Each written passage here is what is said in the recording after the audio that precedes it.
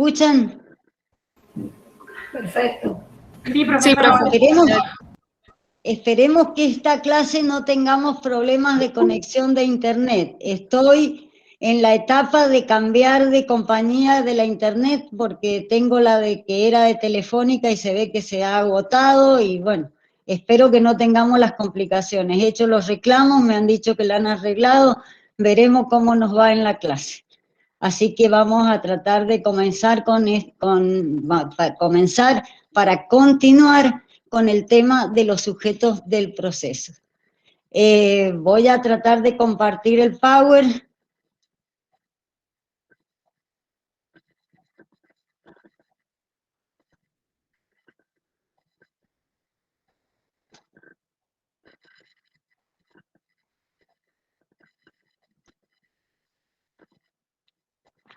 Bien, ¿ahí lo ven? Sí, profe. Bien, bueno, para retomar el tema, vamos a retomar un poco lo que habíamos dicho en la clase anterior, o sea, con respecto a la legitimación ad causam y la legitimación en el proceso. La legitimación ad causam habíamos dicho que es la legitimación que tiene todo sujeto, toda persona para ejercer la acción. Proviene del derecho sustancial. Y con respecto a la legitimación ad proceso, es quienes pueden actuar en el proceso. O sea que si bien toda persona tiene derecho a ejercer su acción, a veces no la puede ejercer por sí, entonces lo va a ejercer a través de sus representantes. Si ustedes se ubican en el código, en la parte general, en el título tercero del código, habla de los sujetos del proceso. Y allí nos identifica como sujetos del proceso al actor, al demandado y al juez, que es el órgano jurisdiccional, este tercero imparcial e imparcial que va a resolver el conflicto que tienen los sujetos en forma individual. Y el artículo 20, o sea que comienza este título en el código con el artículo 20. Y el artículo 20 dice que toda persona que le corresponda intervenir en un proceso podrá comparecer personalmente o por intermedio de representante. O sea, esta enunciación que nos hace el código nos habla en qué carácter van a comparecer al proceso los sujetos o las personas. Si la persona tiene plena capacidad, va a poder recurrir en forma personal, que en el derecho procesal lo llamamos que comparece por su propio derecho. Pero si esta persona tiene alguna limitación en sus capacidades, va a tener que comparecer al proceso o va a tener que ejercer la acción por intermedio de un representante. Esta representación es de las partes, del actor, del demandado o de los terceros que intervengan en un proceso. La comparecencia en forma personal de un sujeto que ejerce la acción va a tener que ser con patrocinio de abogado, conforme al artículo 23. O sea que ninguna persona por sí que no tenga título de abogado no puede comparecer solo al procedimiento, sino que va a necesitar de un abogado que lo patrocine. ¿Qué significa que el abogado lo patrocine? Es que va a colocar su firma al lado de la firma de la parte que ejerce la acción, en el caso de que fuera el actor o en el caso que fuera el demandado y resistiera a esa pretensión. Después tenemos a las personas que pueden ejercer una acción, pero que necesitan de representantes legales. Estas personas van a ser las personas que tienen limitada su capacidad por alguna razón, ya sea porque son menores de edad, entonces no no tienen el pleno ejercicio de sus derechos, lo van a representar los padres. O sea, que quienes van a ejercer la acción van a ser sus representantes legales en nombre del interés jurídico que tiene el menor. Y quien tiene la legitimación ad causa en este proceso va a ser el menor. Los padres van a ser los representantes. Si acuden los representantes, también van a necesitar del patrocinio letrado.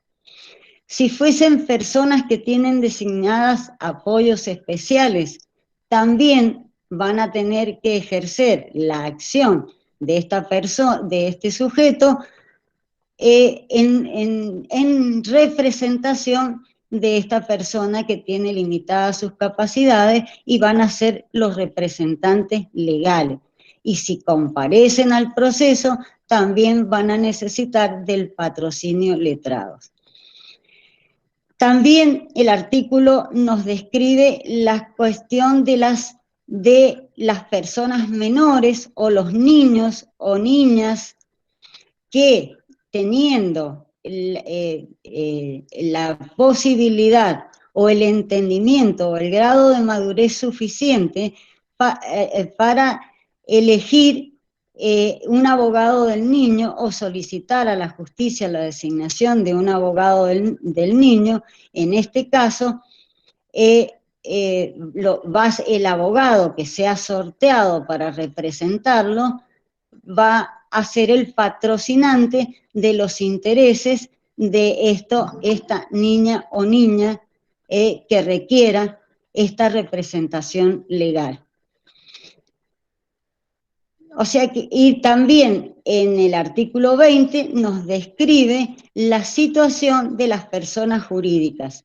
Cuando las personas jurídicas tienen que ejercer una acción o tienen que repeler la acción o repeler la pretensión, lo van a hacer a través de sus representantes legales. Los representantes legales de la persona jurídica son aquellas personas que han sido designadas conforme al estatuto de la persona jurídica, quienes lo van a representar, que puede ser el presidente, el gerente, un tercero si el estatuto lo permite, pero que va a surgir de la reglamentación dispuesta en el estatuto y van a tenerlo que acreditar con el acta en el cual han sido designados y por el periodo que han sido designados. O sea que tenemos todos estos casos en donde actúan representantes legales de las partes, o sea, de aquellos que ejercen la acción.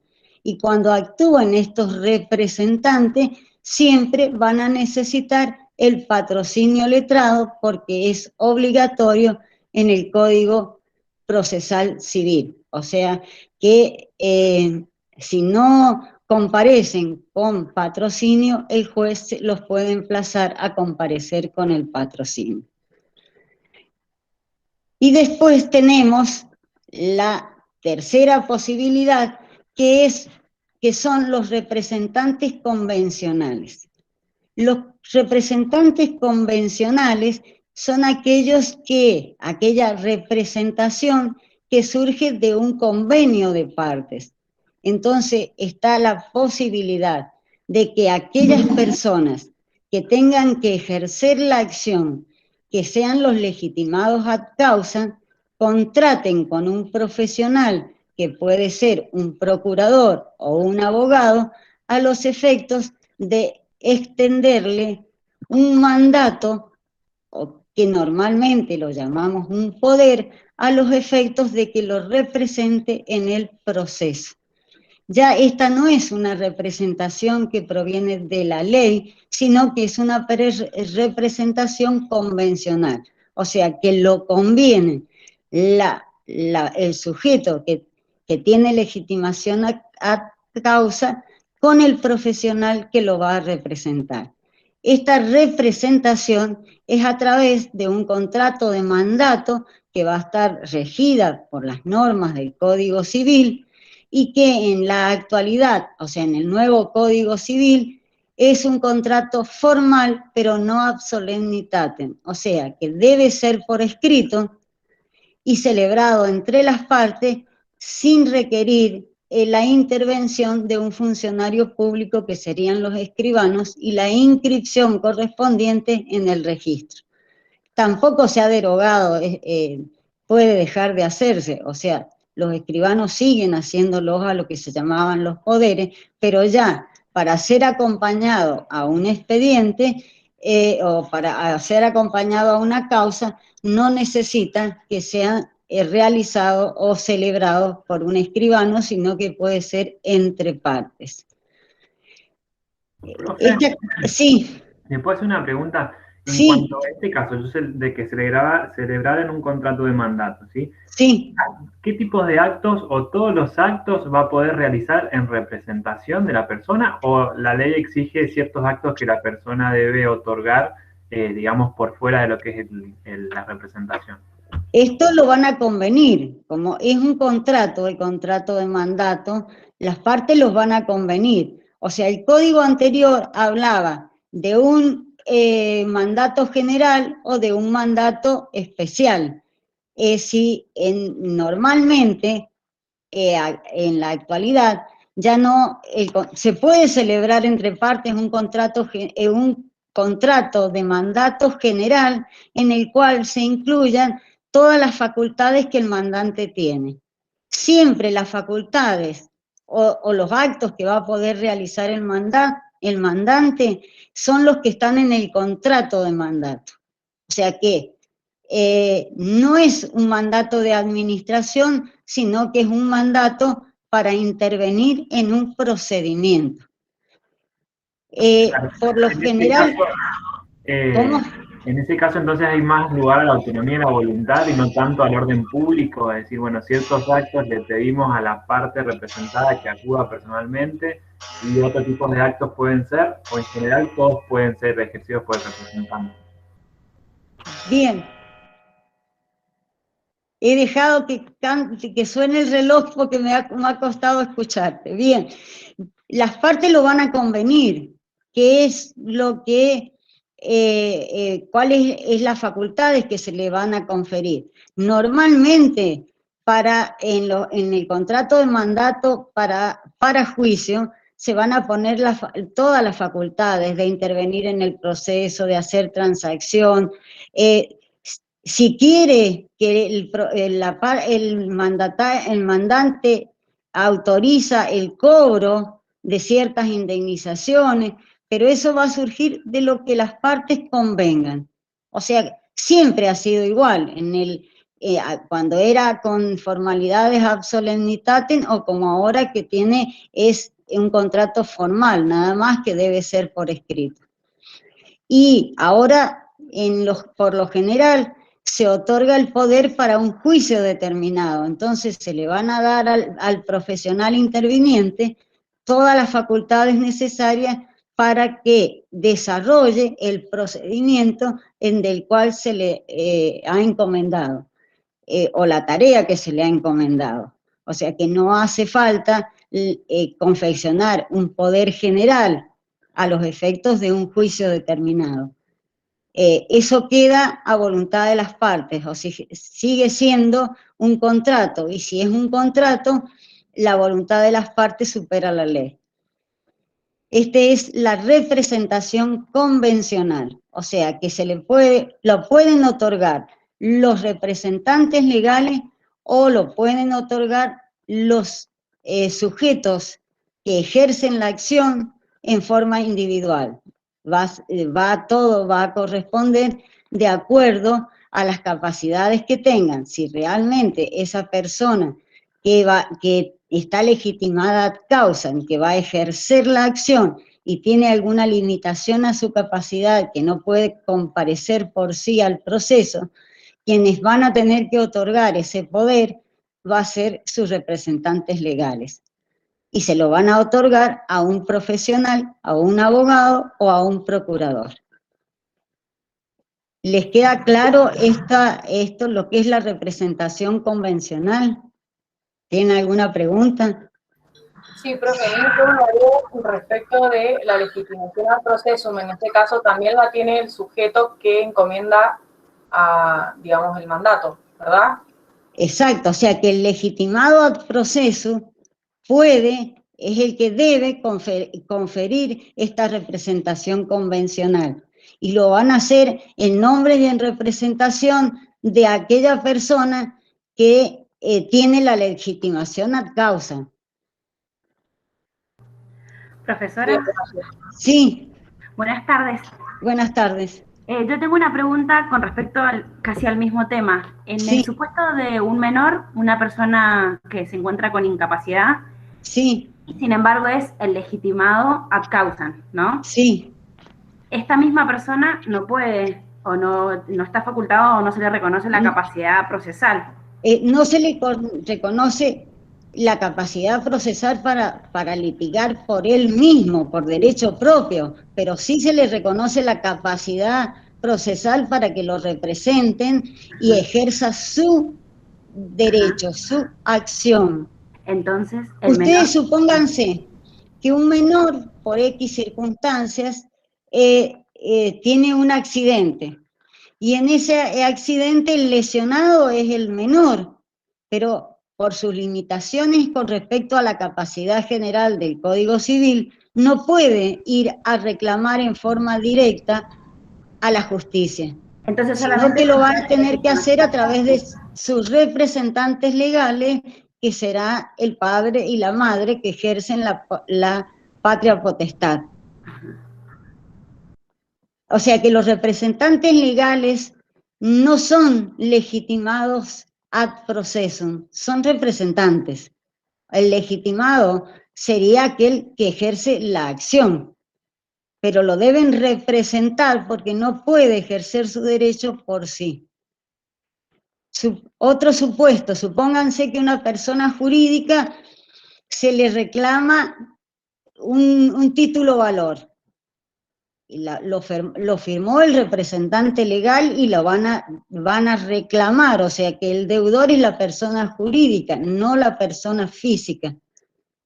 Si esa persona tiene que contestar una demanda, esa persona jurídica, o tiene que deducir una demanda, no la puede hacer por sí, porque tiene la teoría de la representación del órgano. Entonces, ¿quién va a ejercer el derecho de esa persona jurídica? ¿Quién la va a representar legalmente? Y el representante legal que esté designado o que tenga vigente ese mandato en el periodo que tenga que ejercer la acción.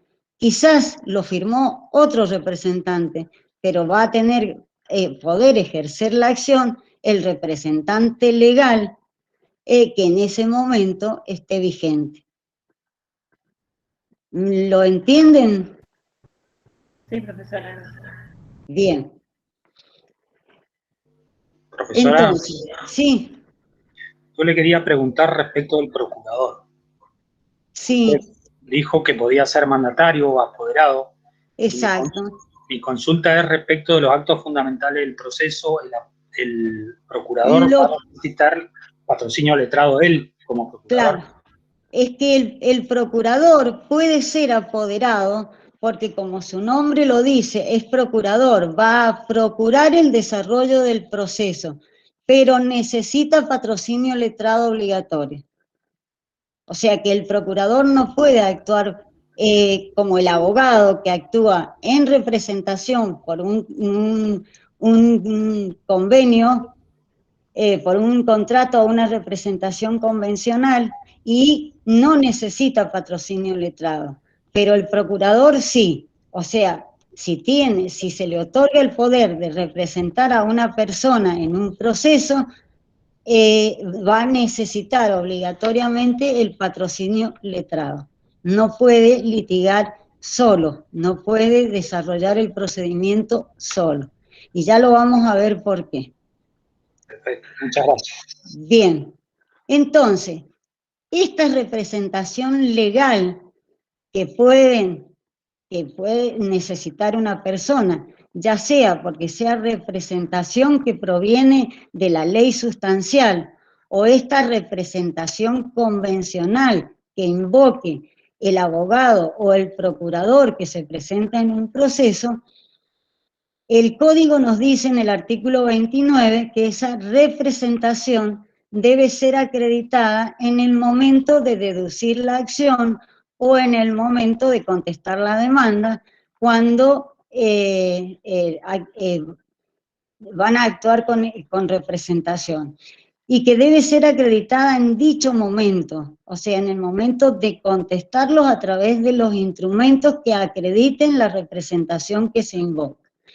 Si por alguna circunstancia esa representación no se puede invocar, pero hay una urgencia, se le puede pedir al juez que se le conceda un plazo a los efectos de acreditar esta representación, ya sea la representación de la persona jurídica, de la persona con capacidades especiales, de las personas que se les ha declarado un tutor o un curador. Por algunas circunstancias que no se tenga en el momento de deducir la demanda o de contestar la demanda, le van a poder pedir un plazo al juez a los efectos de acreditar esta representación. Y dice que debe ser acompañada en copia para el expediente. En este momento, con los expedientes virtuales, se sube una copia escaneada, y en caso de que esté ilegible o que el juez la considere que tenga alguna duda sobre esta representación, le puede requerir los originales a las partes que lo hayan invocado, ya sea por parte del juez de oficio o de la contraria si considera que es insuficiente la copia que ha acompañado al expediente. Entonces, esta primera parte del artículo 29, que habla de la posibilidad de pedir un plazo a los efectos de acreditar la personería, no solo es la personería del abogado que va a intervenir o el procurador, sino que es la personería de cualquier representante que concurra al procedimiento. O sea que no solo estamos hablando del mandato del abogado, sino que estamos hablando de todas las representaciones que nos invoca o que nos permite el Código Civil de acuerdo a las capacidades que tengan las personas para comparecer al proceso. Y además, en el último apartado del Código, nos habla de que en caso de urgencia, el profesional podrá pedir el plazo de 10 días que, a los efectos de acreditar la personería, y que en caso de que se cumpla ese plazo y todavía no se tenga la documentación necesaria, se podrá pedir una ampliación del plazo que el juez podrá concederlo, y en su defecto las partes podrán ratificar lo actuado por el profesional. O sea que la ratificación va a equivaler a una presentación de las partes por derechos propios. O sea que no es que la ratificación equivale a la presentación del poder, sino que hay una ratificación de lo actuado. O sea, como si la persona se hubiera presentado al proceso por derecho propio. Y el abogado, en ese caso, por más representación que haya invocado, va a seguir siendo el abogado patrocinante y no el representante. Esto es el significado del artículo 29 y este gran uso que en la práctica forense se hace del escrito de ratificación. O sea, que el escrito de ratificación equivale a la presentación por derecho propio. Tiene muchas derivaciones, los términos, cuándo se presenta, pero no los vamos a ver en detalles, ¿no es cierto?, a los efectos de terminar este tema de la representación. Profe, una preguntita. Sí. de una cuestión de terminología. Cuando hablamos de representación convencional, que usted recién explicaba, ¿es lo mismo decir contrato de servicios o apoderamiento o mandato? No, porque el contrato de servicio sería contratar al abogado. Si solo hay una contratación de servicio, en ese caso el profesional, el abogado, va a actuar como patrocinante. O sea que cuando hablamos de representación convencional, hablamos de contrato de mandato. O sea, si hay contrato, si la parte, ya sea actora o demandada, celebra contrato de mandato, o lo que es un poder que llamamos, ¿no es cierto? Normalmente hay representación convencional. La contratación de servicios, se contrata el servicio profesional del abogado y no obligatoriamente debe ser con representación convencional, puede ser por derecho propio. Y el abogado simplemente va a ser el patrocinante, que no simplemente, es obligatorio que la parte comparezca con patrocinio al proceso. Ok. Bien, ¿les queda claro? O sea, profe, el contrato no le confiere al abogado la capacidad ad processum, ¿sí? Sí, porque va a tomar la calidad, o sea, va a asumir todos los deberes y las facultades del representado. O sea que todos los deberes y derechos que tiene la parte en el proceso las va a tener que desempeñar el representante. Entonces va a tener legitimación ad proceso, que es lo que normalmente denominamos personería. O sea, va a acreditar en forma correcta la personería. La legitimación ad proceso es acreditar en debida forma la personería, o sea, con qué representación se va a desarrollar el proceso del cual se insta el órgano jurisdiccional. Cuando veamos los requisitos de la demanda y veamos los requisitos generales de la demanda, vamos a ver que uno de ellos es cumplir con la acreditación de la personería. Acreditar la personería en debida forma es tener legitimación ad proceso. Bien. Profe, ¿les queda alguna duda?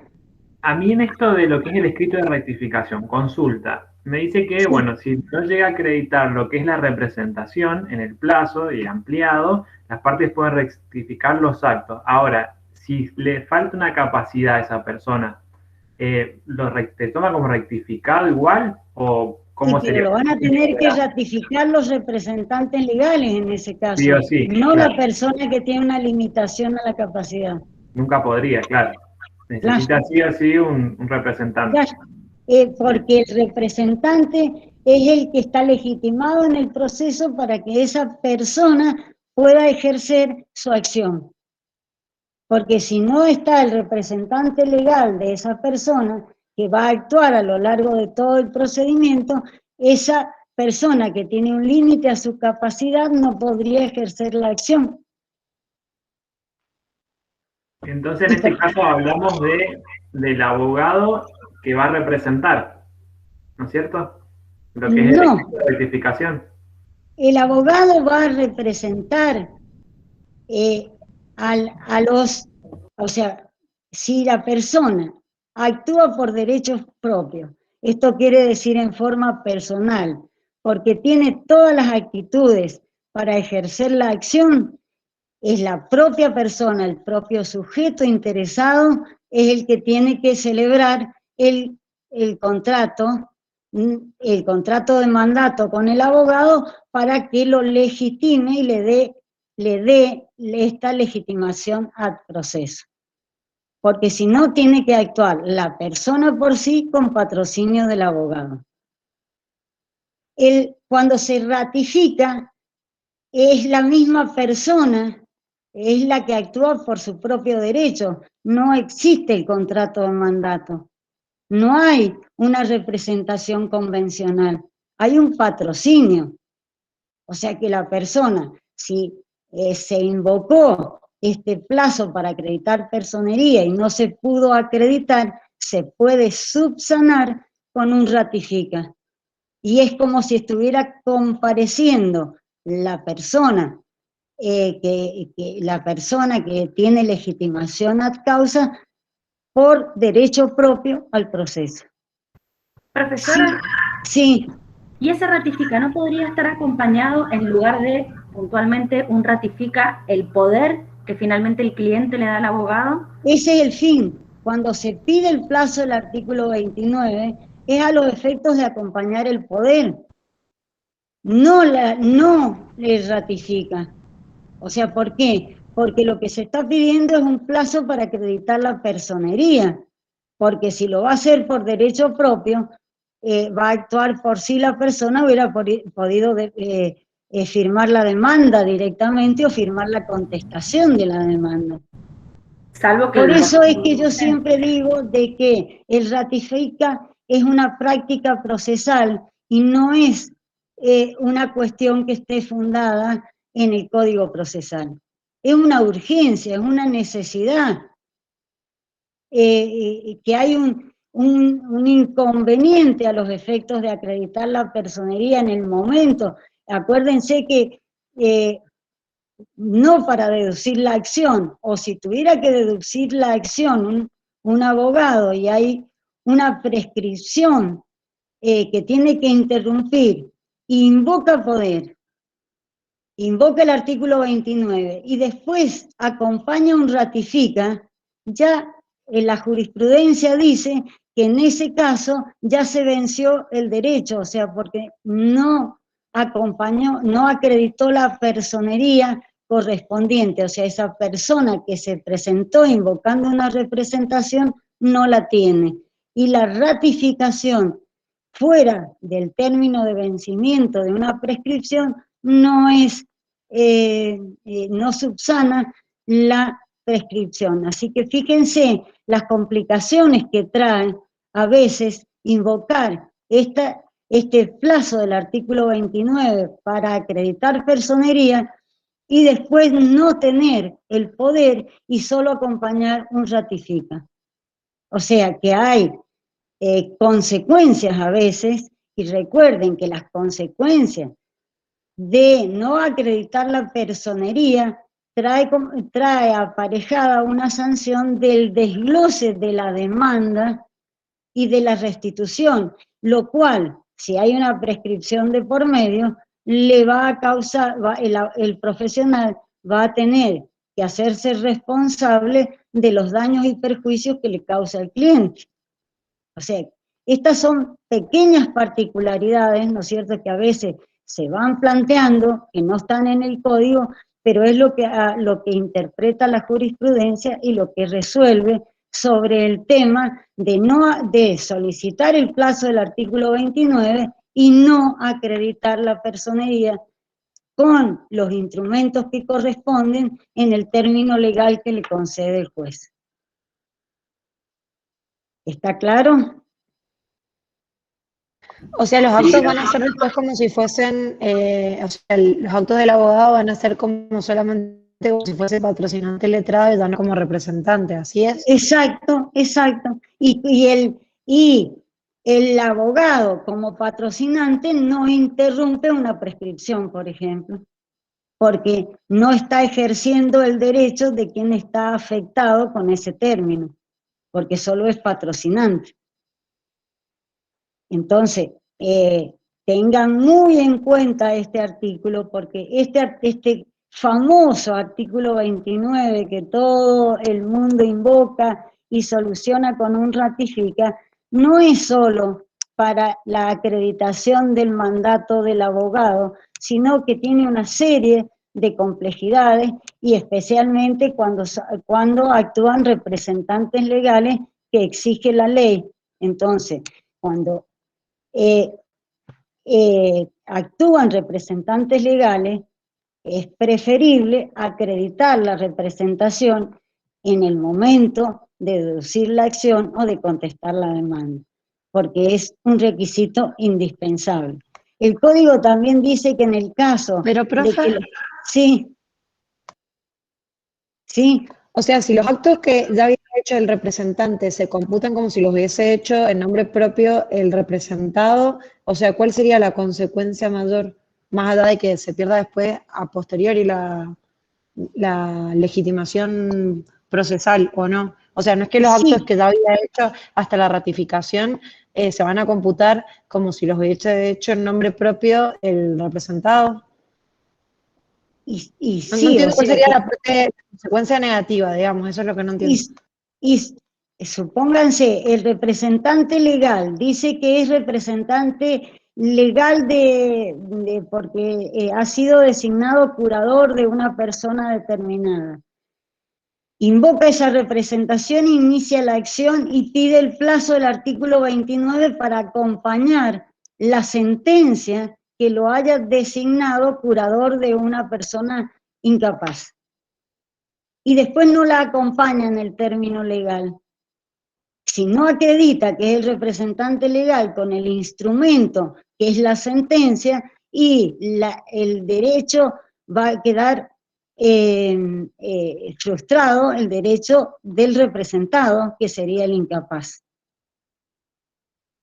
Si un representante de una persona jurídica dice ser el representante de la persona jurídica, se presenta, invoca el artículo 29, pide que se le conceda el plazo para acreditar personería y después no acompaña el acta en el cual fue designado para representar a la persona jurídica, y no va a tener personería y no va a tener el carácter de representante, y esa representación va a frustrar, esa falta de representación o acreditación de la representación va a frustrar el derecho de la persona jurídica. Y en ese caso, si se estaba ejerciendo la acción, ¿no se podrá ejercer más la acción?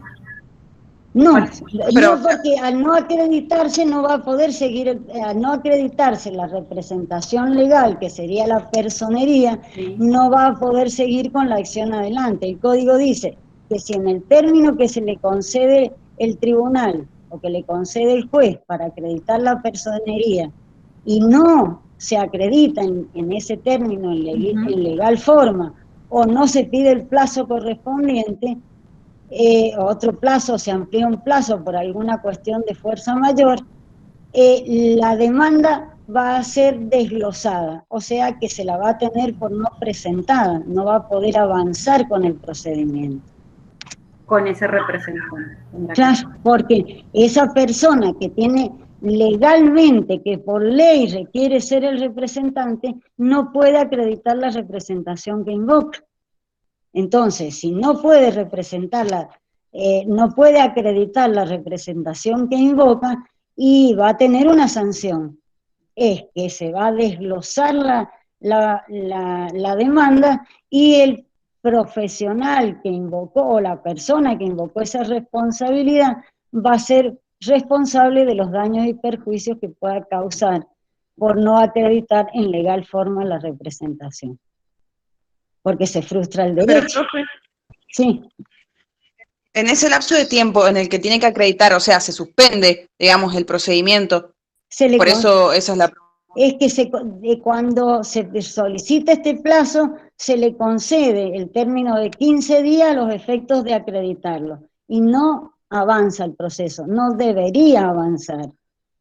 Claro, o sea, que no hay ninguna otra acción, solamente se hace la demanda, se acredita la personalidad o no. La personería, claro, ¿se acredita o no se acredita? Si no se acredita y se pide el plazo del artículo 29,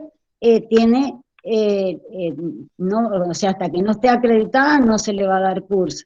Y si es el demandado, cuando el demandado contesta la demanda y solicita el plazo para acreditar la representación legal o convencional, y solicita este plazo, se le debe conceder el plazo y nada más. Hasta que no lo acredite, no es conveniente que el expediente o el proceso avance, porque si no van a ser mayores los perjuicios que se pueden causar.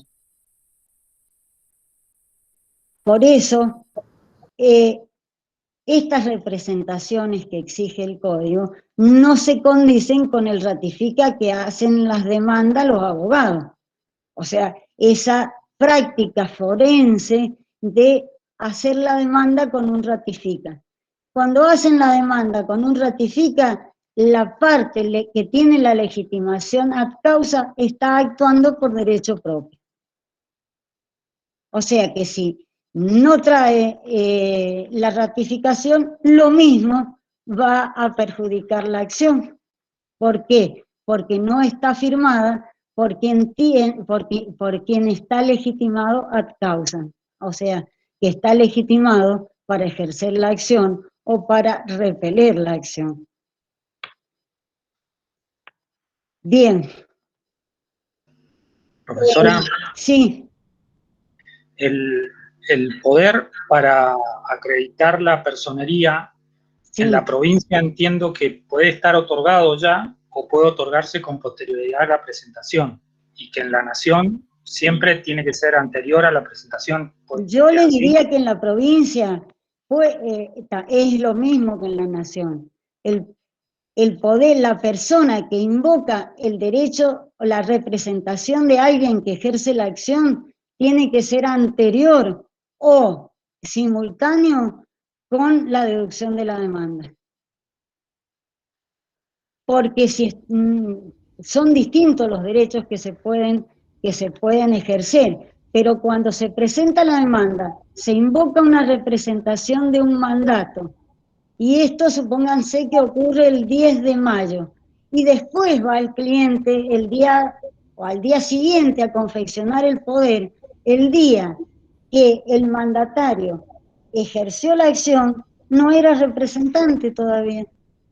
Entonces, la representación tiene que ser anterior o simultánea, para no perjudicar el derecho de acción que se está invocando en una demanda.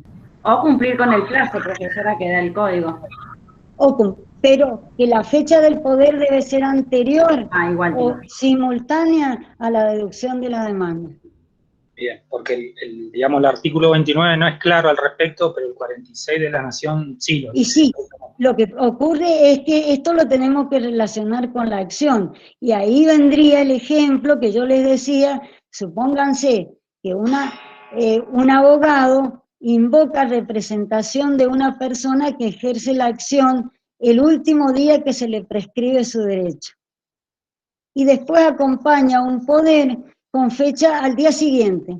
El día 10 dedujo la demanda, invocó la representación, fue al otro día al escribano a hacer el poder.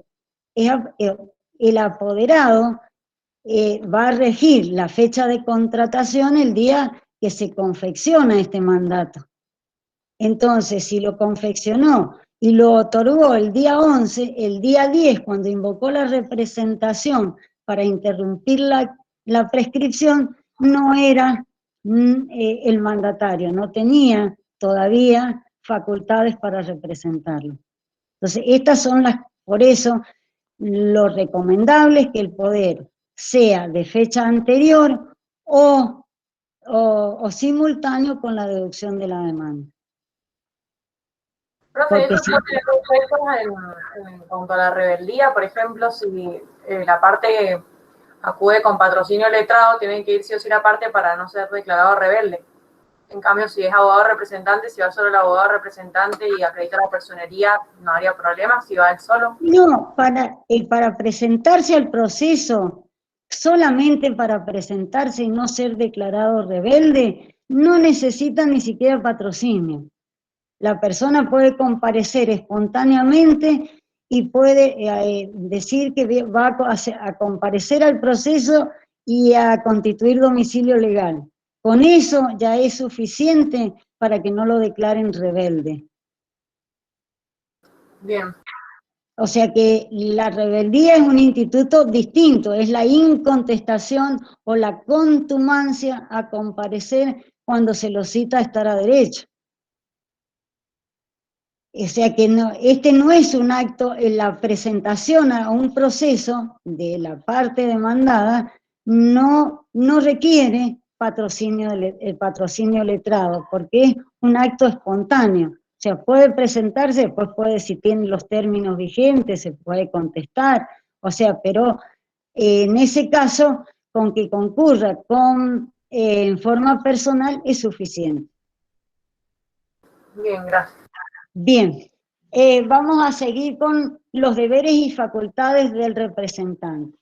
O sea que una vez acreditada el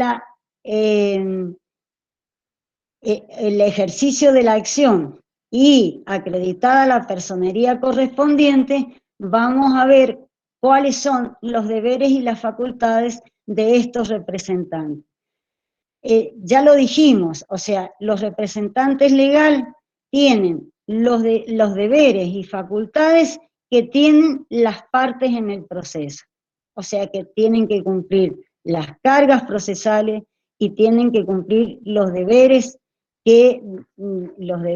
de representar a estas partes. O sea, que tienen exactamente los mismos deberes y las mismas facultades. Tienen que contestar la demanda, tienen que llevar el proceso adelante, el trato que se les va a dar es el trato de respeto, con el principio de moralidad, o sea, que todos los deberes y todas las facultades que tienen las partes, las van a tener los representantes legales dentro del proceso.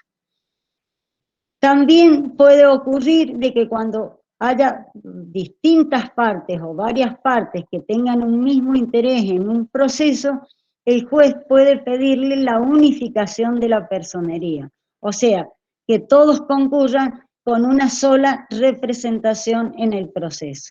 Esto tiene un trámite que está fijado también en el código, que es que el juez le va a pedir que unifiquen la personería, puede fijar una audiencia para que concurran todas las partes, expongan los intereses que tienen y el juez le pedirá que unifiquen la personería. Y si no se ponen de acuerdo con la unificación, lo puede hacer el juez a través de un dictado de un auto, que ese auto a su vez es apelable.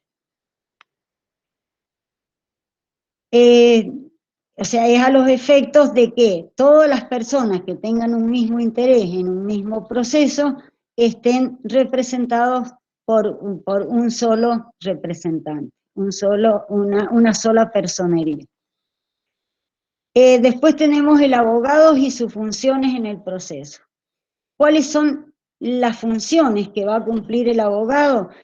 Y van a ser todas las que están en el artículo 35 del Código Procesal Civil, y igual que el procurador. El procurador va a cumplir todas las funciones del abogado a los efectos del desarrollo del procedimiento, pero nunca va a poder patrocinar a una parte en forma individual, y cuando el procurador acredite la representación convencional, debe ser patrocinado por un abogado, o sea que no puede actuar en forma individual. Profe, el artículo 35 no es el del pronunciamiento de las costas. No, el artículo 34, el 35 sí tenés razón, es el de las costas. En el artículo 34 están todas las facultades que tiene el abogado en el procedimiento, que ahora los vamos a ver. Tengan en cuenta esto, lo del procurador. El procurador, cuando invoca la representación de la parte y pide el plazo para acreditar personería, su único modo de acreditar la personería es acompañando el poder, porque si no acompaña el poder, no tiene representación. O sea, no hay ratificación de lo que actuó el procurador, porque si se ratifica, hemos dicho, que es como si la persona actúa por derecho propio, y el procurador no puede ser patrocinante, sino que él a su vez necesita ser patrocinado. Entonces, Si la persona ratifica, está actuando por derecho propio y necesita del patrocinio letrado de un abogado. Entonces, la intervención del procurador en un procedimiento debe ser a través de un mandato convencional, o sea, de un contrato de mandato o lo que llamamos poder. Si no acredita el poder, no tiene intervención el procurador en el procedimiento que devengue o no, costas. ¿Por qué? Porque no está cumpliendo su función de representante, porque la ratificación no acredita mandato, entonces no es representante, la persona está actuando por derecho propio, en forma personal. Entonces tengan cuidado con esta figura del procurador y el modo de acreditar la personería en el procedimiento. Bien, vamos a ir ahora al patrocinio letrado obligatorio que está en el artículo 33, o sea, que vamos a comenzar a ver cuáles son las funciones propias del abogado que patrocina o que tiene representación legal. ¿Cómo debe actuar? Primero, el patrocinio es obligatorio para los litigantes y procuradores representantes.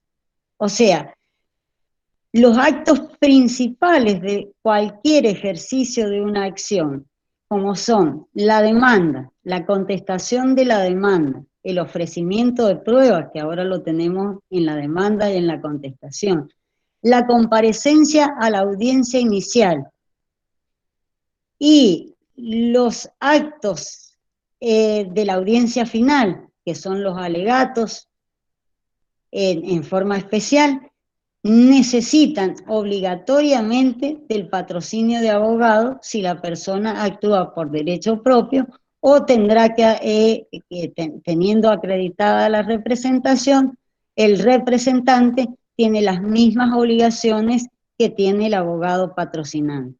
O sea que el nuevo artículo 33 no nos impone este patrocinio obligatorio, pero nos dice cuáles son los actos fundamentales del proceso que deben estar patrocinados.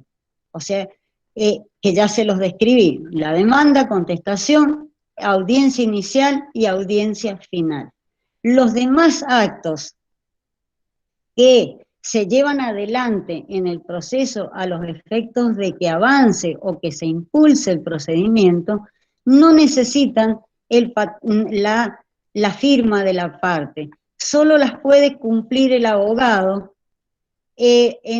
a los efectos de realizar los actos de mero trámites.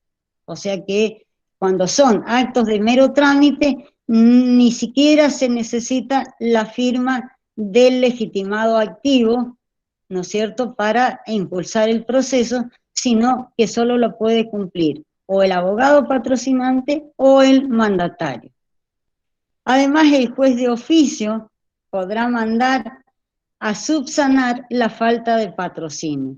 Supónganse, si el juez considera que el acto que se ha cumplido en el proceso fuera de lo que es la demanda, o puede ser la demanda, la contestación, estos actos fundamentales que hemos dicho, el juez de oficio puede emplazar en un término de 3 días a la parte para que concurra con patrocinio letrado. Por eso es obligatorio, y yo creo que es un derecho fundamental que deben defender los colegios de abogados a los efectos del desarrollo de la profesión de abogado. O sea que el juez, en definitiva, es el que está facultado para, si hay una petición en el desarrollo del proceso o de los actos fundamentales, si no están patrocinados, a mandar a subsanar la falta de patrocinio y lo va a emplazar en un término a los efectos de que se le preste el patrocinio correspondiente de la presentación que se ha efectuado. Y cuando el abogado actúa como representante, o sea que el abogado se le otorga el mandato o el poder o la representación en forma convencional, no es necesario el patrocinio. Esta es una modificación que ha hecho en el nuevo código a los efectos de no pedir un patrocinio a los efectos de aumentar las costas. Cuando el abogado actúa con poder en el proceso, no es necesario el patrocinio porque él ya es abogado y a su vez le va a significar que le van a corresponder los honorarios de la procuración y del patrocinio. O sea, que va a tener, le va a corresponder la totalidad de la regulación de honorarios que corresponde conforme a la ley de honorarios y a los artículos de costas, que ya lo vamos a ver. Entonces le van a regular el total de los honorarios sin necesidad de tener patrocinio. Profe, disculpe, en ese artículo usted acaba de decir que es por los tipos de actuaciones, entonces sería tanto por el patrocinio como por la procuración entendiéndola como representación voluntaria. Claro, pero también podría existir esta representación no voluntaria, esta representación convencional con respecto al procurador, porque al procurador también se le puede otorgar poder, pero necesita y es obligatorio el patrocinio.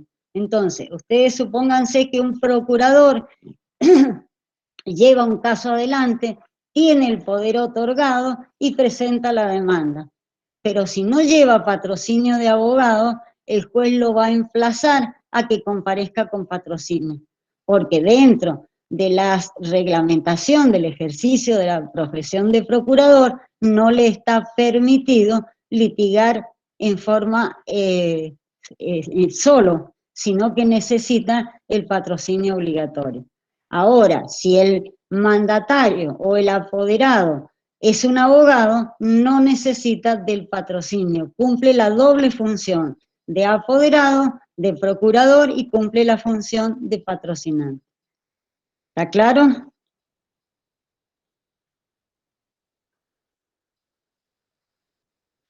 Sí, profesora.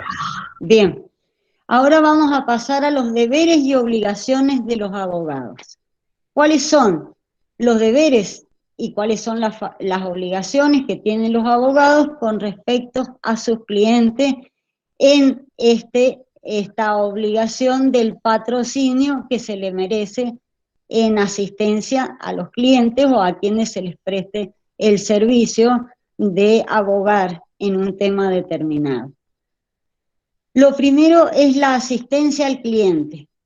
Asistir al cliente quiere decir asesorarlo, indicarle cuál es el camino correcto, cuál es el procedimiento adecuado que se debe elegir a los efectos de llegar a una pronta resolución del conflicto lo antes posible. Además, deben colaborar con los jueces en el desarrollo del proceso y con la solución del conflicto en la forma más simple. Tienen que intervenir en una mediación a los efectos de concluir en un tiempo razonable la obtención de lo que se les ha encomendado. También tienen que procurar el advenimiento o el arreglo de la causa o de realizar las medidas previas a los efectos de solucionar el conflicto sin tener que llegar a la petición de la jurisdicción. Ser buen consejero, tomar los casos con responsabilidad. Esa es la asistencia que debe prestar el abogado a su cliente. Además, en caso de llegar a la jurisdicción, deberá redactar y suscribir todos los escritos y asistir con patrocinio en la audiencia. O sea, que para hacer la petición a la jurisdicción a través del ejercicio de la acción, va a tener que redactar la demanda, va a tener que suscribir la demanda va a tener, y todos los actos sucesivos que hagan al avance del proceso hasta llegar a la sentencia. En este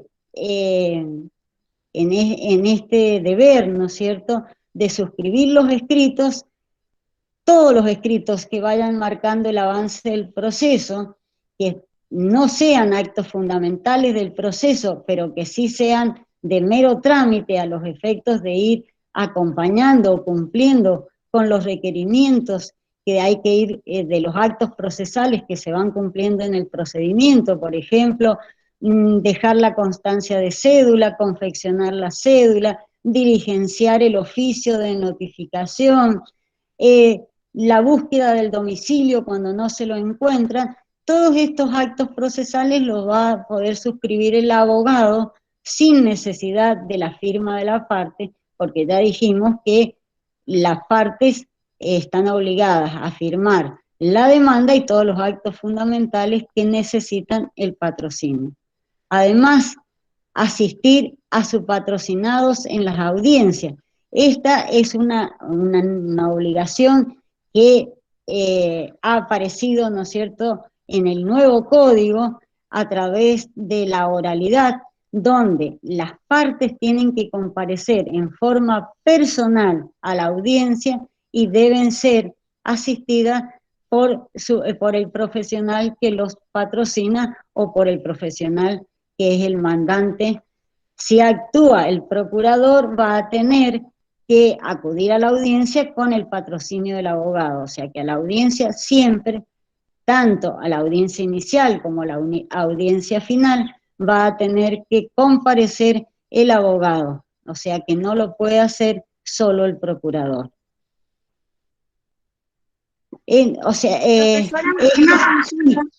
Sí. Si el abogado también es representante, no hace falta que la parte vaya a la audiencia. No, el espíritu del código, del nuevo código, con respecto a la audiencia inicial y la audiencia final, la intención es que las partes comparezcan en forma personal. Cuando se hace la audiencia, se fija la fecha de audiencia inicial y la audiencia final, aún cuando el abogado actúe por mandato, o sea, por representación, se lo cita al actor y al demandado o a las partes en juicio para que comparezcan a la audiencia inicial. ¿Por qué? Porque tanto en la audiencia inicial como en la audiencia final hay, ¿no es cierto?, existe una etapa que es de conciliación o de mediación a los efectos de que haya un acercamiento de las partes. De todas maneras, si bien es el espíritu del nuevo código, el representante legal, que sería el mandatario o el apoderado, puede comparecer en forma personal y sin que comparezca la parte. Pero la intención del nuevo código es que estén presentes las partes en estas dos audiencias, las cuales tienen los abogados la obligación de asistirlos en la audiencia. No es indispensable, pero se trata de que las partes estén presentes. Por eso habla de que asistir a sus patrocinados en las audiencias. Si tienen mandato, no se los va a cuestionar. Normalmente la persona jurídica va al mandatario. Si fuesen las personas con discapacidad o las personas, los menores de edad, van a ir los representantes legales. Pero lo que el abogado no tiene que dejar es de estar presente en la audiencia inicial y en la audiencia final. Este es un deber que lo impone la ley actualmente. ¿Está alguna otra pregunta? Bien.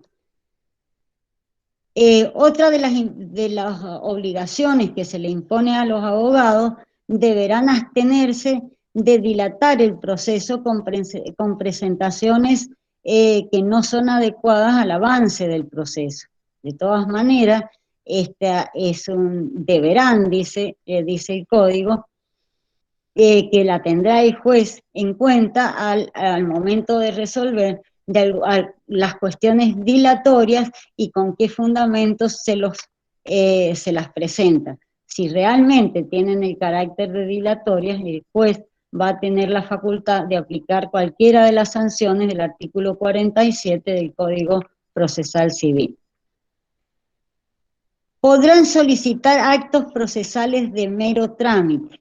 Acá es donde tenemos que prestar atención con toda esta cuestión de la representación, de la comparecencia y de los ratifica. O sea, si el abogado que es patrocinante o que es apoderado puede desarrollar todos los actos de mero trámite que lleva un procedimiento, supónganse en la etapa de traba de la litis, una vez que se presenta la demanda, que es lo que tiene la obligación de llevar el patrocinio y de estar firmado por las partes o acreditar la personería correspondiente, a partir de que se dicta ese primer decreto de admisión, vienen todos los trámites posteriores de notificación. La confección de la cédula, el diligenciamiento de esa cédula, si necesita pagar las movilidades correspondientes, si es un oficio, si debe ser notificado a través de otro juzgado, porque el domicilio real de la parte no está dentro de la jurisdicción territorial del juez. Todos esos actos que pueden ser de acompañamiento de instrumentos o de peticiones o de denuncias de nuevos domicilios, lo puede hacer solo con la firma del abogado patrocinante. Ni pensarlo si es el apoderado, o sea que el apoderado no necesita la firma de la parte. Entonces, para hacer avanzar el procedimiento y después de la audiencia inicial, que tienen la obligación de comparecer las partes, queda toda la actividad de producción de pruebas. ¿Y en qué consiste esa actividad? En confeccionar el oficio para que remitan las pruebas documentales en poder de tercero, hacer el oficio para las pruebas informativas, contratar al perito a los efectos de pagarle el anticipo de gastos para que cumpla con la pericia. Entonces, todos estos actos que son de mero trámite, porque ya la prueba está admitida por el juez y ya ha dado la orden de que se produzcan las pruebas, no hace falta de que firme la parte. Entonces, si no hace falta que firme la parte, porque el abogado está facultado para desarrollar todos estos trámites, no es necesario que traigan un ratifica, porque no se justifica con las facultades que les ha conferido el nuevo código a los abogados que intervienen dentro del procedimiento. Entonces, esto ténganlo muy en cuenta para el día que ejerzan la profesión. También los abogados intervinientes podrán renunciar al patrocinio. ¿Qué quiere decir? O sea, que por cierta circunstancia, porque se ha perdido el contacto, porque hay un desacuerdo con el cliente, el abogado puede renunciar al patrocinio y la renuncia del patrocinio se va a diligenciar conforme lo dispone el artículo 31, que es cuando renuncia el apoderado. O sea, que hay que denunciar en el expediente la renuncia del patrocinio. El juzgado le va a comunicar a la parte, lo va a emplazar a que comparezca con nuevo patrocinio y que constituya un nuevo domicilio legal, bajo apercibimiento de mantener el domicilio que ha constituido en primer momento a través de este patrocinante. Ya que tiene el trámite expreso en el código, que es una remisión al artículo 31. Además, podrán realizar medidas de instrucción. ¿Qué son las medidas de instrucción? Es esta facultad que les da el artículo 34, inciso 7 del Código Procesal, es donde pueden diligenciar las medidas o estas estos que yo le decía de la sustanciación de la prueba, y que tienen que realizar oficios, lo pueden confeccionar en este momento los abogados, haciendo referencia al número de expediente y dirigiendo el pedido de informe o la remisión de algún expediente a efecto invidendio de alguna documentación, o en la etapa previa de iniciar la demanda, de recabar la prueba, y en el caso de que confeccionen los oficios y hagan este diligenciamiento, los van a tener que acompañar al expediente a los efectos de hacer conocer al juez que se han cumplido con estas medidas. Y si el requerido, aquella persona que se le pidió un informe o que remitiera una documentación, y no cumple, el juez lo va a poder emplazar bajo apercibimiento del artículo 47, o sea, por algunas medidas de incumplimiento por parte de esas personas requeridas. O sea, que se ha ampliado la posibilidad de el diligenciamiento de medidas que son ordenadas en el juzgado y que no tengan que ser exclusivamente bajo la firma del juez, sino que se puede hacer la medida a través del abogado que lo firma, lógicamente que tendrá que poner todos los números del número de expediente, la carátula, el juzgado que lo tienen que remitir, y en caso que no lo hagan, el juez los va a poder emplazar. Y esto permite una agilización del proceso. No es un deber de los abogados que todavía esté muy activo o que realmente lo cumplan. O sea, tenemos tan incorporado que todos los actos procesales que derivan del procedimiento lo firma el juez, que todavía no lo podemos implementar en un 100%, pero que las nuevas generaciones de abogados, yo creo que con el proceso oral y con la virtualidad del proceso van a estar facultados y van a tener que comenzar a instruirlo y a realizarlo a los efectos de obtener esta información que proviene de la facultad del abogado por intervenir en un proceso. No podrán hacer fracasar las audiencias por más de 3 veces, dice el código. O sea, que no pueden poner impedimentos a las audiencias, ya sea inicial o final, y si por culpa o por actitudes del abogado, por más de 3 veces cae o fracasa la audiencia, el juez está facultado a aplicarle una sanción y de comunicarlo a los colegios correspondientes, que sería al colegio de abogados, a los efectos de que se lo trate a su conducta en dicha institución. Estos son todos los deberes y obligaciones entonces que tienen para con los abogados dentro del desarrollo del proceso. Bien, vamos a tratar de ver lo más pronto posible las costas, así terminamos este tema. Entonces, hemos visto las partes en el procedimiento, el desarrollo del procedimiento, las facultades y los derechos y deberes y obligaciones que los abogados deben cumplir dentro del procedimiento, y por último vamos a ver las costas, o sea, ¿qué se entiende por costas? Que están reguladas en el código y que es el interés por el cual los abogados trabajan en esta profesión. O sea, abogan por el interés de su cliente. Nos dice que denomínase costas a las erogaciones o desembolsos que las partes se ven obligadas a efectuar como consecuencia directa de la tramitación del proceso. O sea que la primera pauta que nos está dando esta definición es que el ejercicio de la acción y la petición al órgano jurisdiccional, lógicamente que nos trae gastos y nos traen erogaciones y pagos que tenemos que hacer. Tenemos los requisitos fiscales antes de iniciar una demanda, que son el pago de la tasa de justicia, el pago de la ley 5059, que serían la caja forense, que es la jubilación de los abogados, y tenemos el derecho fijo.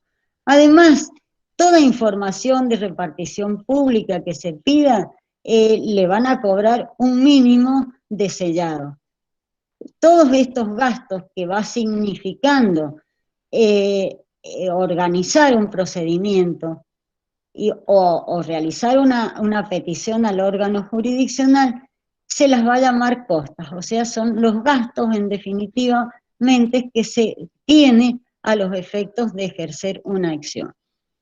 En el código anterior hablaba de los costos y las costas, entonces se entendía que los costos eran los gastos que se producían dentro de un procedimiento y las costas estaban referidas a los honorarios. En el código actual directamente habla de costas y comprende tanto a los gastos como a los honorarios que se devenguen en un procedimiento. Chovenda nos decía que la justificación de este instituto encuéntrase en que la actuación de la ley no debe representar una disminución patrimonial para la parte en favor de la cual se realiza, siendo interés del comercio jurídico que los derechos tengan un valor posiblemente puro y constante. ¿Qué nos quería decir? O sea, que si decimos que ejercer una acción tiene una cantidad de gastos, significa una disminución en el patrimonio de la persona que tiene que reclamar. Entonces, si tiene que reclamar y tiene que hacer este esfuerzo a los efectos de gastar en los costos que significa los gastos que tiene ejercer la acción, va a tener que tener una recompensa, y esa recompensa es que todos esos gastos sean a cargo de quien pierde el proceso, o sea, quien incumplió con una obligación determinada. Y entonces va a tener que cargar con las costas, porque la reparación debe ser integral, no tendría que tener gastos para quien tiene afectados sus derechos. De esta definición surge el principio chovendano de que las costas son a cargo del que pierde el proceso. Porque el fundamento de la condena en costa no es más que el hecho objetivo de la derrota. O sea, quien pierde un proceso significa que tenía una obligación pendiente e incumplida. Y quien cumple, en definitiva, quien debe cumplir en forma de coacción a través de la jurisdicción, va a tener que cargar con todos estos gastos que tuvo la persona o el sujeto que ejerció la acción. Esta es la ubicación más o menos de lo que es la definición de costas, o qué es lo que debemos entender. Entonces, el código nos trae el régimen legal para su imposición. El artículo 35 nos dice que siempre que el juez dicte un auto o una sentencia, debe regular honorario aun cuando no se lo hayan pedido las partes. O sea, que todas las actuaciones, ya sea la sentencia en primer lugar, lógicamente que va a contener esta condena en costa. Pero si se resuelven cuestiones accesorias, como podría ser un incidente de nulidad, un incidente de caducidad, un incidente de levantamiento de medida cautelar, todas esas resoluciones llevan costa y el juez debe pronunciarse en el momento en que lo dicta. Este pronunciamiento en costa quiere decir quién va a cargar con las costas del trámite que se ha resuelto. ustedes van a ver siempre que lean un auto o lean una sentencia, y el juez va a decir quién es el que va a cargar con las costas, y con las costas, que serían los gastos generales del trámite efectuado, en el resolutivo. O sea que uno de los requisitos de los resolutivos es el pronunciamiento de quién va a cargar con las costas. Y además, el artículo 37 dice que quiénes son los obligados al pago de estas costas que el juez ha pronunciado. O sea que normalmente el obligado al pago va a ser el vencido, aplicando este principio chovendano de que paga las costas el que pierde. O sea que el que pierde. Pero, ¿qué ocurre? Para quien tenga que reclamarlo, indistintamente se lo va a poder exigir al condenado en costa o a quien lo contrató quien lo contrató para el servicio que va a tener que cumplir. El código nos da las distintas posibilidades de cómo se van a cargar estas costas, ¿no es cierto? Pueden ser a cargo del demandado, en el caso que sería el perdedor, o en el caso de que hayan vencimientos recíprocos, el juez puede distribuir que cada uno de las partes cargue con sus costas. O sea, que en el momento en que el juez regula y de acuerdo a lo que se resuelve en el proceso principal o en la incidencia, el juez va a tener que determinar cómo y quién va a tener que pagar las costas que van a incluir los gastos y los honorarios de esos actos procesales cumplidos y que concluyen en el dictado, en la regulación del auto o la sentencia que corresponde. En el artículo 38 nos dice quién es el derecho a las costas, de quiénes son los quiénes van a cargar con las costas y quiénes van a ser los beneficiados con el producto de esta carga en costas. También en el artículo 39 nos habla de una regulación de honorario cuando hay un cese de la intervención de los profesionales en un procedimiento o el derecho que tienen los herederos o los causavientes de un profesional por los honorarios que se hayan devengado en el desarrollo del proceso.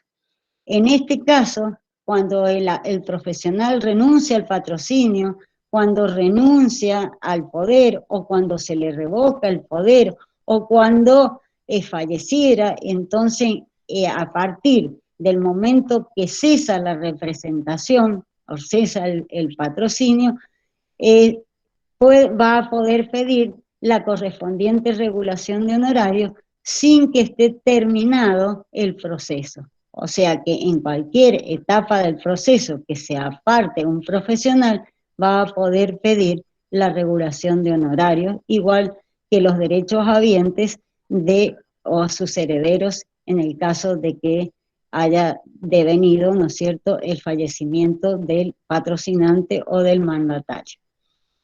La ley tiene un mínimo que fija de acuerdo a los JUS para esta regulación, que después podrá ser completada cuando se dicte la sentencia correspondiente. Esta obligación que tiene el juez de pronunciarse sobre las costas y las regulaciones de honorario en las sentencias y en los autos que dicte, esto en el caso de que el profesional no esté de acuerdo, este auto o esta sentencia es apelable. Si se ha dictado un auto en el cual se ha regulado honorario, ya sea en un auto individual de regulación de honorario o incluido dentro de un auto o de una sentencia, a los efectos de su apelación va a tener distintos efectos. Si se apela a un auto exclusivo de regulación de honorarios, que a veces ocurre porque se difieren las regulaciones de honorario y cuando quedan firmes las incidencias o la sentencia, el juez puede regular los honorarios o debe regular los honorarios correspondientes. En el caso de apelación de estos autos exclusivos de regulación de honorarios, si se apelan, tienen el término de apelación común y van a tener que fundar o decir cuál es el agravio que le causa la regulación de honorarios y se eleva, se apela y se funda. O sea que es el único recurso de apelación fundado que legisla nuestro código. A los efectos de que se conceda el recurso de apelación, se eleve a la Cámara y la Cámara inmediatamente resuelve.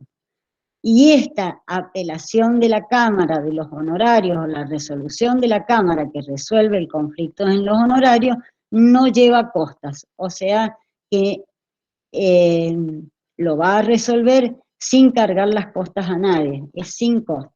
En cambio, cuando los honorarios están incluidos en una sentencia o están incluidos en un auto que es apelable, en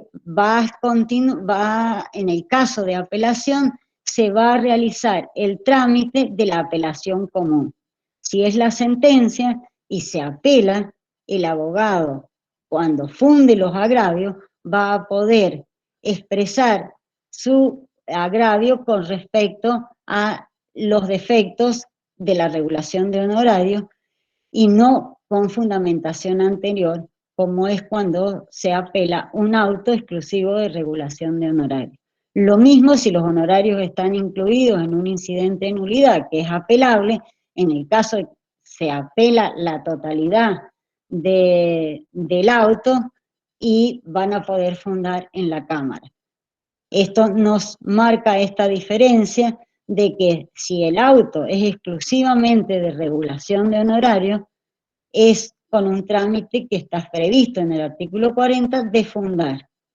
En cambio, cuando se está incluido en una sentencia o un auto fundado que es apelable, no es necesaria la fundamentación cuando se deduce el recurso de apelación. En todo nuestro código, el auto de regulación de honorario es el que tiene fundamentación previa. Y por último vamos a ver... En ese cargo sí se cargan las costas, o sea, si es sentencia común, o en ambos casos es gratuito. No, si se apela la sentencia y el único agravio que se formula es el de los honorarios, o se impugnan los honorarios, no tiene carga en costas la apelación de los honorarios, ya sea en auto o en sentencia. Ok, gracias. Bien. Y por último vamos a ver los efectos del beneficio de litigar sin gastos en la carga de costas. Lo primero que tenemos que tener en cuenta es que el beneficio de litigar sin gastos es una posibilidad que se le da a todo justiciable de ejercer sus derechos en igualdad de condiciones. O sea, que estos gastos que hemos visto que se producen para ejercer la acción no sean un impedimento para las personas o para los justiciables de ejercer sus acciones. Entonces, cuando se otorga el beneficio de litigar sin gasto, se lo libera a la parte que lo ha solicitado de pagar las tasas de justicia, de pagar los aportes previsionales, o sea, de todos los gastos de los diligenciamientos, de los sellados, de la publicación de dictos. Esto es de lo cual se lo beneficia al litigante o al justiciable, otorgándole el beneficio de litigar sin gasto. Pero esto no significa que se lo libera del pago de las costas de honorarios. Los honorarios van a ser regulados en el orden que corresponde. Normalmente, quien pide el beneficio de litigar sin gasto es el actor, porque es la persona que quiere ponerse en igualdad de condiciones para litigar. Y si el beneficio de litigar sin gasto está otorgado al actor, lo alcanza también al demandado por este principio de igualdad. O sea que todo el procedimiento se va a desarrollar sin pago de gastos. Pero al momento de dictar sentencia, el juez va a cargar en costas por el principio general del artículo 35 y va a regular los honorarios que correspondan a la causa. Nada va a decir de que lo libera el que tiene efecto de litigar sin gasto del pago de las cargas de los honorarios que corresponden. Normalmente, lo que les decía, el que pide el beneficio de litigar sin gasto es el actor, por lo tanto lo alcanza al demandado.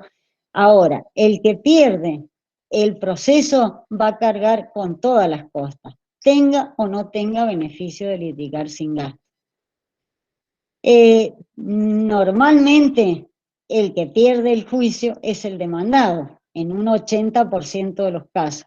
En ese caso, el actor que pidió el beneficio se va a liberar del pago de los honorarios y de las costas del proceso. Porque cuando se dicta la sentencia y queda firme la sentencia, también se remite el expediente a las reparticiones de las cuales se ha producido gasto a los efectos que liquiden los gastos que corresponden a la tramitación de ese expediente. Y en el caso de que el que pidió el beneficio quede cargado en costa y no queda liberado del pago de ella, ante la ejecución podrá, ¿no es cierto?, oponer excepción de mejor fortuna que está prevista en el Código de la Nación, pero que no está, o pedirá una quita, o pedirá una espera, o un tiempo a los efectos del pago de las costas, pero no significa beneficio litigar sin gasto, liberación del pago de los gastos del procedimiento. Esto es lo que nos tiene... Sí. Disculpe que le interrumpa. El demandado, que finalmente resulta perdido en el proceso, ¿no? Sí. ¿También puede invocar la situación de que no se encuentra en condiciones económicas de pagar costas, honorarios? No tiene excepciones, a excepción de las excepciones que le pueda oponer a la ejecución de sentencia o la ejecución de honorario, pero no puede ampararse en el beneficio de litigar sin gasto.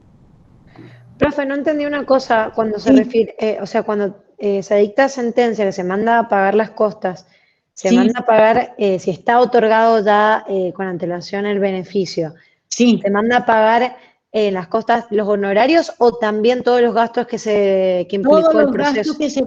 Todos los gastos que se producen en el proceso, por eso les decía que una vez que queda firme la sentencia que haya tramitado con beneficio de litigar sin gasto, se quedan firmes los honorarios, las sentencias, se remiten a las reparticiones correspondientes a los efectos que liquiden los gastos que quedaron pendientes de pagar. Y eso el beneficio entonces es solamente que te permitan evitar pagar las tasas y demás a lo largo del proceso. Los gastos del proceso, por un principio. Pero a lo largo del proceso. Claro. O sea, todos los gastos que origina el proceso, que no se paguen hasta que se dicte sentencia. Cuando se dicta sentencia y hay una persona cargada, un sujeto cargado en las costas, esa persona ya no tiene posibilidades de invocar el beneficio de litigar sin gasto. Por eso hace al principio de igualdad ante el litigio, o sea, porque a veces los costos de un proceso son altos, entonces no todas las personas tendrían posibilidad de litigar. Entonces, este beneficio de litigar sin gasto es a los efectos de darle la posibilidad que litigue, pero no de exonerarlo ni del pago de los gastos ni los honorarios a quien resulte cargado en costas. Es como que se dilata el pago de las costas. Exacto, se difiere, en vez de hacerlo antes de comenzar el proceso como requisito fiscal, se difiere a la terminación del procedimiento o del juicio cuando se haya dictado sentencia y se cargue a alguien en costas de todo el proceso. Profe, y cuando se apela a la sentencia en sí, o sea, cuando se apela a la sentencia en cuanto a su contenido y resolución, ¿ahí también se difieren las costas? No, cuando se apela, o sea, se apela porque la sentencia causa un agravio. O sea que ¿por qué me decís que se difieren las costas? Y por ejemplo, si en primera instancia yo no obtengo el resultado esperado, ¿cierto? Y después apelo y llego a segunda instancia. En ese caso, ¿las costas de la primera instancia se pagarían o se diferirían? ¿Cómo se dice? Según lo que resuelva, o sea, el beneficio de litigar sin gasto me va a alcanzar para tramitar la primera instancia, la apelación y el recurso extraordinario si los hubieran. O sea, cuando la sentencia quede firme y definitiva, ahí es donde el cargado en costa es el que tiene que responder por las costas. Ahora, si el cargado en costa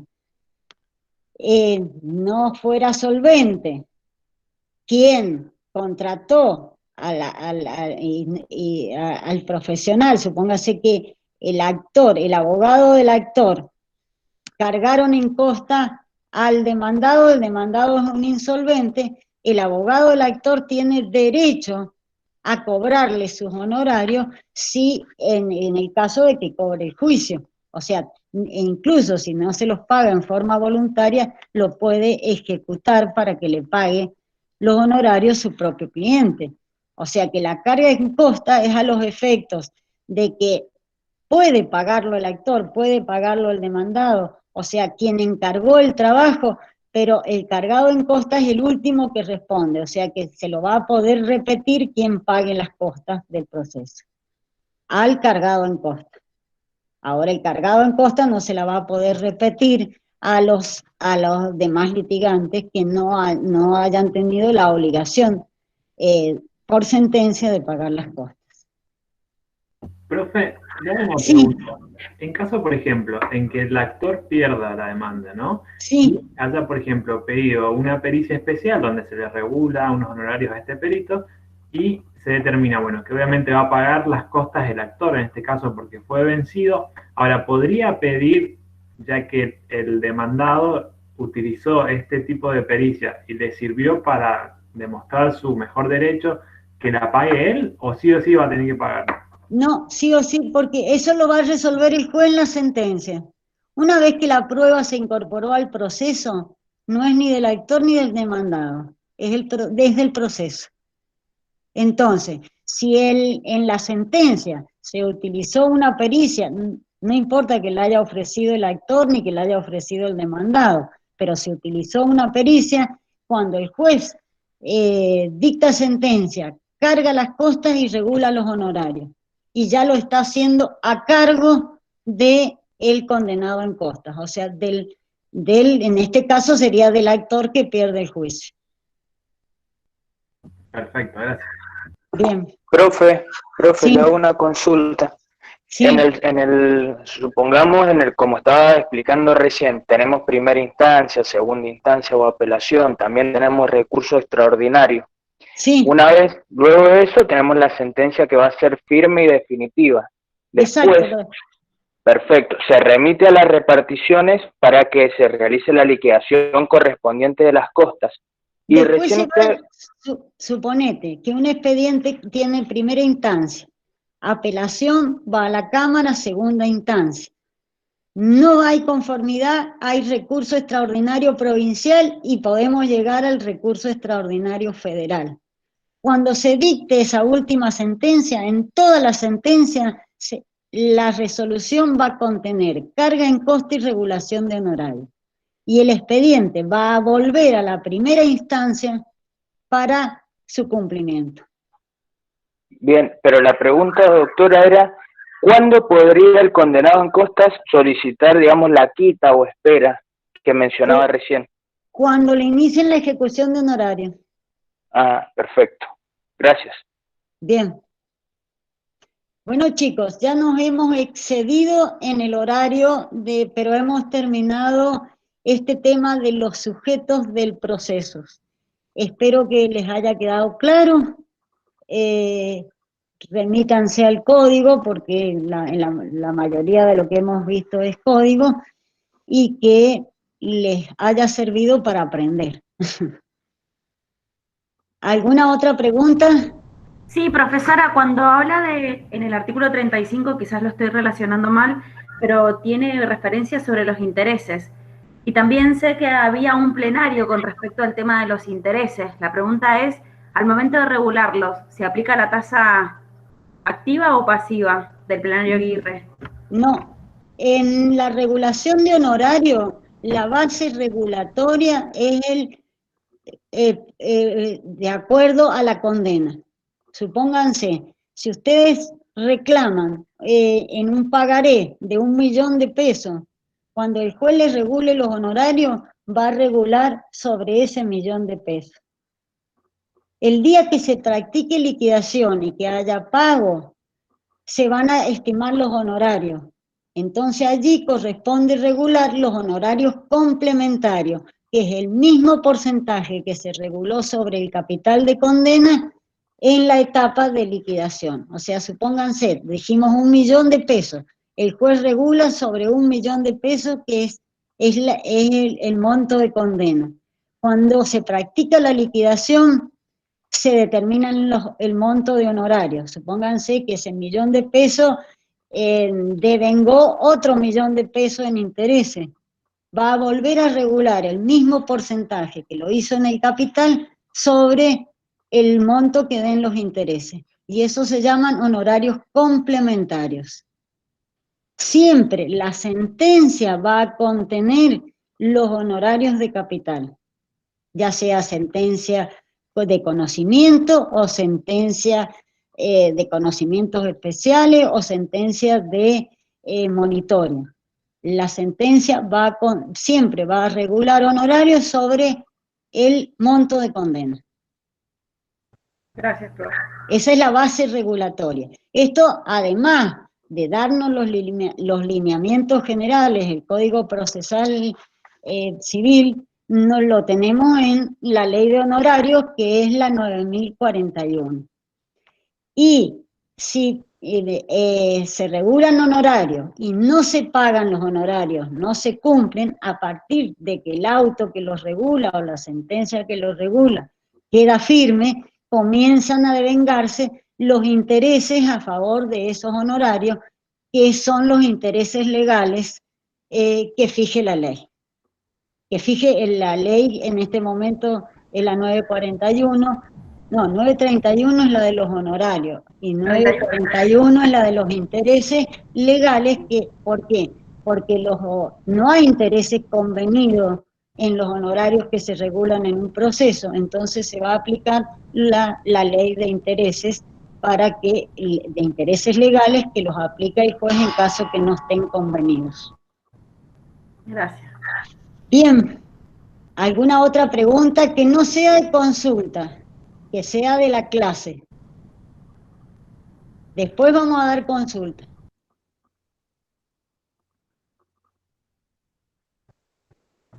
Bien, vamos a dejar de compartir.